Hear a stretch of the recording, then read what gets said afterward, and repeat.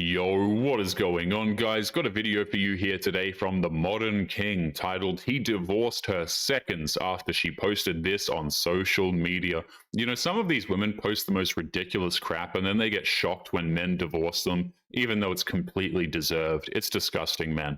Let's jump into it. There's just something about men sleeping in that I can't stand. All right, go ahead and add that one to the list. Like, I get it, I'm the problem, whatever. It's so refreshing to see someone that's actually self-aware that, yeah, they're the problem. As a man, why are you still asleep? Well, here's a thought. Maybe he's tired. You should be outside mowing the lawn. Just imagine the progress that could have been made on that lawn if someone else had decided to do something nice for another person, but instead they decided to make a video about them sleeping in. A man could easily flip that script and say, why are women sleeping when they can be in the kitchen making a casserole? The difference is that men would get crucified for saying that and women get celebrated. So I just cannot, I don't know. Wake up. Why are you all dainty still laying in bed? Why are you still sleeping? Get up. Go clock in. Okay, go build a house.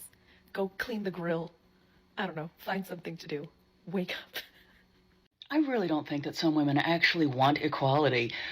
Or for that matter, maybe they just don't know what it means because they want all of the privileges that come with it. But heaven forbid, they actually put in the same amount of work. So it looks like we can now add men sleeping to the ever-expanding list of icks that modern women get from men, because apparently sleeping is strictly for the girlies nowadays. Please, somebody help me. I don't know what to do. I'm a single mom doing her very best. Oh my God. I'm 655 days sober. I had to give my daughter up to her dad because I was so poor, so chronically poor. I quit OF in November because that does not align with me and it does not let me have the dignity that I deserve.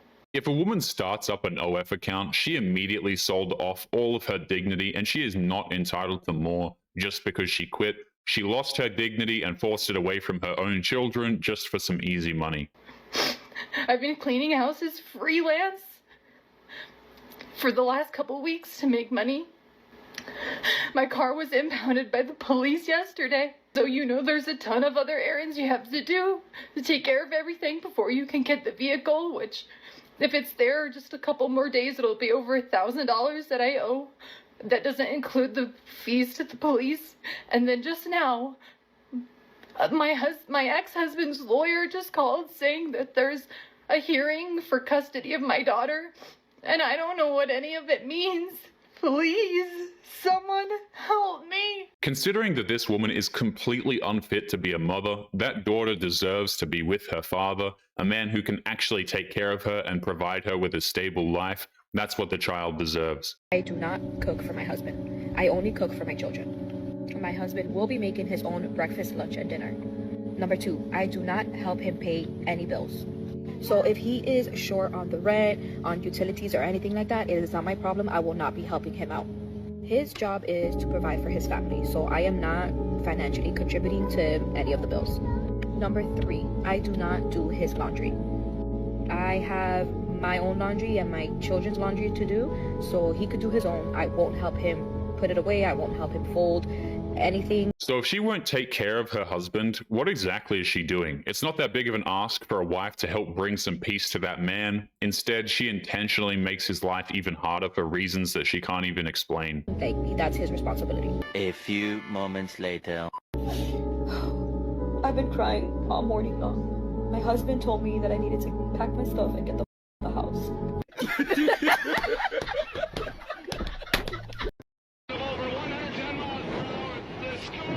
Land about 3 hours ago and wait a minute, there's a person surfing a huge wave out there. Oh, the person was... There are some guys out there who aren't going to let something as mildly inconvenient as a massive storm get in the way of surfing. You have to give that guy a little credit. Split second, and I'm like, what the hell's wrong with you? Like, what the is wrong with you? I thought, I should have just stayed. I should have stayed. It wasn't that bad. Like, You made it 23 years. You made 26 years total. Your kids are like college and one's almost out of high school. Like, you made it. You made it. Like, it didn't matter at this point. They can do their own separate life and all that. You made it to the point where you guys were making so much money and you had big houses and you could do whatever you want. Divorce culture has gotten out of hand to the point where women who have been successfully married for literal decades will throw in the towel in the hopes of finding something better. It's so stupid. You can relax. And I literally just called my friend and I was like freaking out because like I'm the biggest person that keeps me back. Like, I'm terrified. I don't have 401k. My counsel did not have my back. I was so traumatized when I got out and then terrorized for the next year that I couldn't even think straight to help the people that wanted to help me, and the people I entrusted to help me didn't help me. It's rather frustrating how these women will just look at something bad that happened and say that she's been traumatized and terrorized. Meanwhile, people with literal trauma cannot get the help they need because women like this have rendered that word completely meaningless. And there's just timelines that you can't stop, and so it is what it is. And you know, I'm 47 years old, and it's not like I'm 25. I'm healthy. Kinda. I have an autoimmune disease, which means it's life-threatening for the rest of my life. You know, things can change. But it's not like I'm an invalid and can't do anything for myself. But it is terrifying. Like, I could have stayed. I'm so mad that I think this way. I could have stayed. My life would have been so much easier. I could have just gone and done whatever I wanted. Oh, boo-hoo! Let me play a sad song for you on the world's smallest violin. This is exactly what awaits women who get pointlessly divorced. There's no freedom, there's no second chances, just sitting alone in their cars crying about how hard they have it.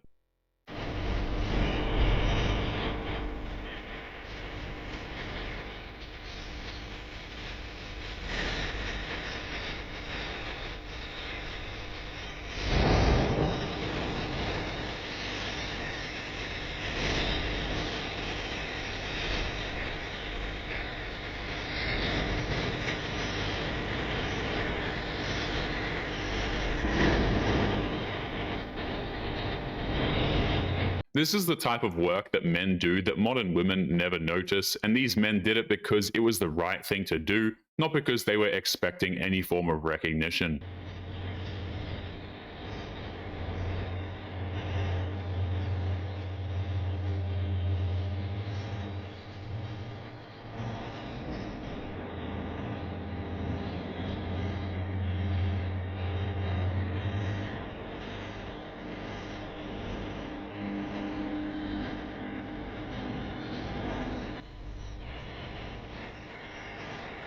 These men did a huge service for their community and they will never get any form of recognition. Meanwhile, a modern woman makes a maxed out credit card payment and she is the bravest woman on earth, apparently. Women are the ones who initiate divorce the most, but they're also the ones that are hit the most financially. This is another thing I found fascinating, right? Women's household income falls by 41%.